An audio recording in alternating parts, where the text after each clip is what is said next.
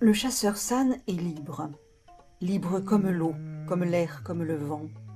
Il y voit loin, il entend tout. Le chasseur San, lui-même chassé au cours de son histoire, poursuivi comme gibier à abattre au nom de la loi, possède l'instinct animal de la survie. Il ne reconnaît qu'une valeur, la vie.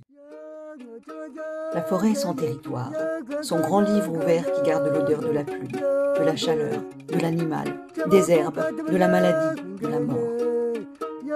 Le grand livre où courent les traces de ceux qui sont passés par là. Étaient-ils plusieurs? Était-il seul? C'est un animal, de quel animal s'agit-il? Quelle est sa taille, son poids? Quel âge a-t-il? D'où venait-il? Où est-il allé?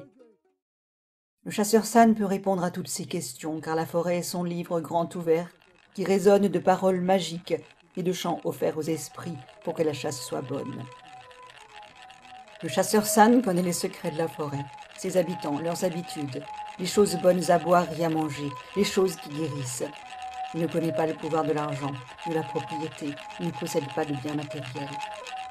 L'arc est son objet familier, son arme, son outil, son double, objet magique, protecteur, objet doué de pensée, d'intention. Quand le San s'en va chasser, il s'en va le plus souvent seul ou avec un ou deux compagnons. Il se met à l'affût près d'un point d'eau. Il peut rester ainsi caché des heures, plusieurs jours, plusieurs nuits, à attendre que le gibier vienne boire.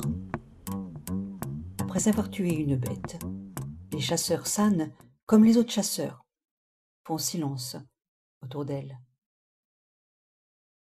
Ils ont un grand respect pour les animaux, leurs frères qui luttent aussi pour la survie. Ils ne les tuent pas par plaisir. Le chasseur San chasse la gazelle, l'antilope, la girafe, le phacochère.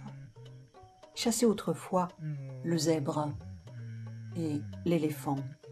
Mais c'était hier, et nous sommes déjà demain. Les San, derniers chasseurs-cueilleurs, tentent seulement de survivre. Aujourd'hui, ils partent à la mine ou à la ferme et jouent leur propre rôle dans les attractions pour touristes. Et c'est ainsi que les hommes vivent.